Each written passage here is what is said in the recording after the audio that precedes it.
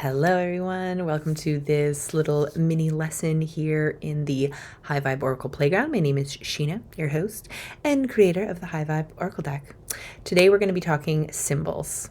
And you may have already been poking around and noticed that I have an entire guide here in the playground that is the beginning of decoding symbols. And I have crafted this because I really found it not only a super fascinating part of awakening the oracle within and being able to pick up on subtle messages from the universe, but also because it really has a lot more nuance than most people understand. And so I'm really excited to be able to share this with you today so that you can begin decoding on a whole new level.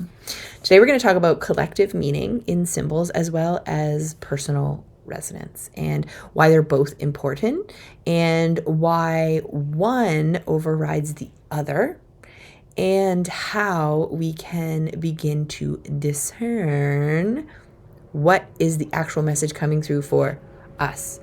First and foremost, if you have not already got your free gift, the Oracle Within Masterclass and PDF workbook, you're going to want to do that. Go and do that masterclass and you will better understand what I have to share with you here in today's mini lesson. So first and foremost, I want to make sure that you understand that symbols are a shared language, but they're not the script, right? So it's a shared language that we as humans have all agreed upon. However, the intuition, the message, the knowing doesn't come from the symbol itself. All right. It actually comes from how your body responds to it. All right. So this you'll understand better if you've taken that masterclass. But if not, just listen one more time. Intuition does not live in the symbol itself. It lives in how your body responds to it. What I'm talking about is relationship, is relating, is understanding how to discern between your intuition, your deep desires, and your shadows and trauma. So we often learn collective meanings of things, and then our desires and our experiences in life and our shadows and the way we view the world, our conditioning and all that stuff adds other layers of meaning as life goes on. So collectively, things have archetypal meanings, they have cultural meanings, psychological meanings, and they're all amazing, wonderful, useful meanings to understand. But it just gives us that starting point. Like I said, this guide of symbols is a place to orient to. So it just gives you a place to start.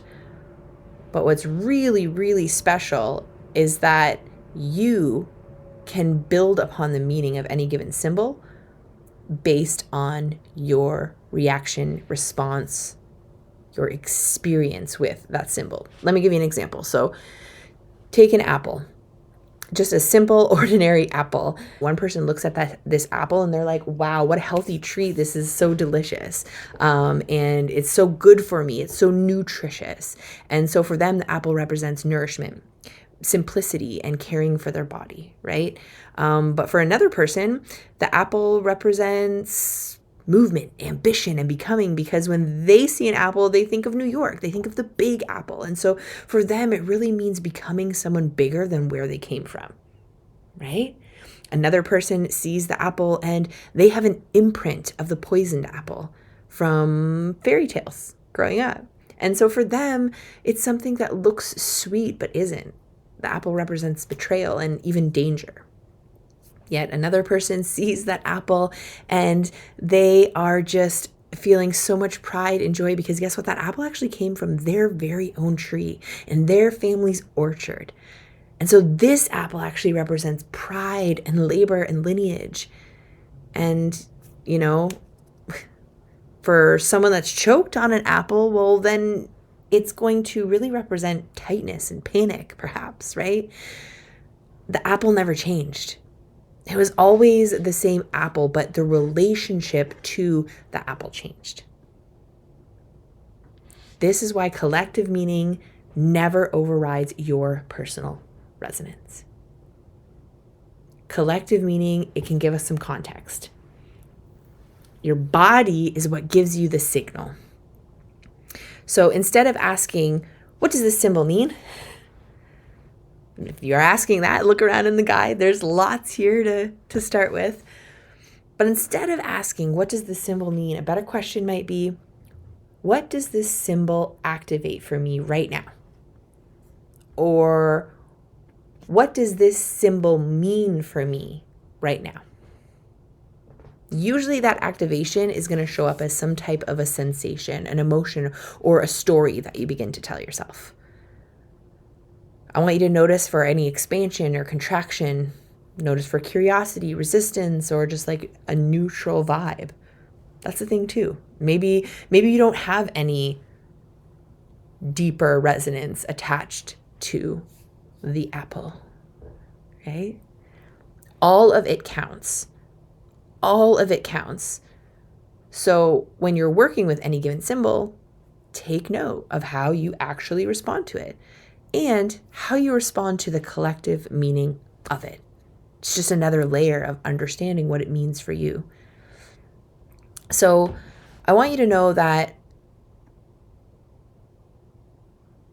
this is where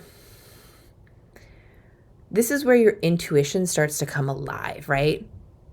In that relational part, in that personal resonance and response to any given symbol.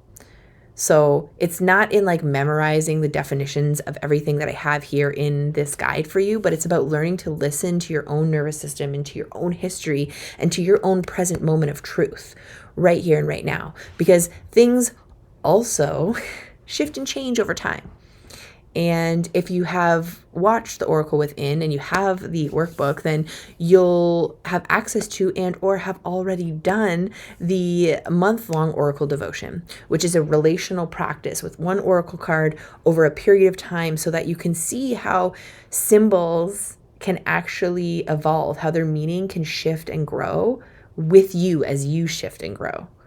And so asking yourself about what is taking place for you right now and what is true and truth in the moment is so, so valuable. Symbols are never going to speak in absolutes. They're always going to speak through relationship. Like at the end of the day, they're going to speak through their relationship to you. And like I said, that relationship can change over time, just like any relationship. So even though a symbol might feel very neutral today, it could feel very charged at another time. And as you begin to regulate your own system and your own authority and your own understanding with more trust and more truth, then you may experience like a softening around your response to some of the symbols.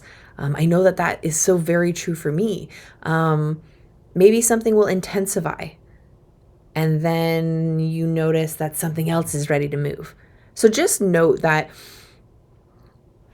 knowing how to decode symbols isn't about like rushing to some sort of interpretation. It's about understanding how we relate to them and how their meanings evolve. And a big part of how they evolve is when we can begin to discern our desire, our trauma and shadows, and our intuition, because those three parts of us are always talking.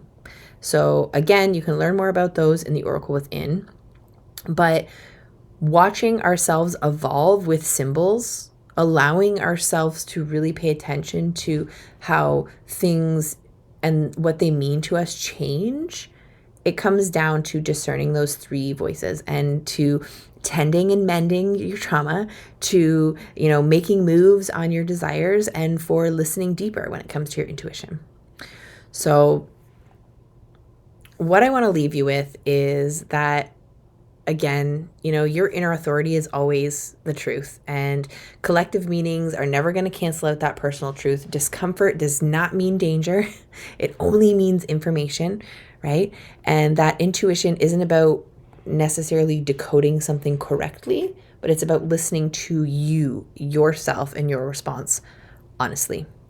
Learning to read your relationship with symbols is how intuitive clarity actually grows.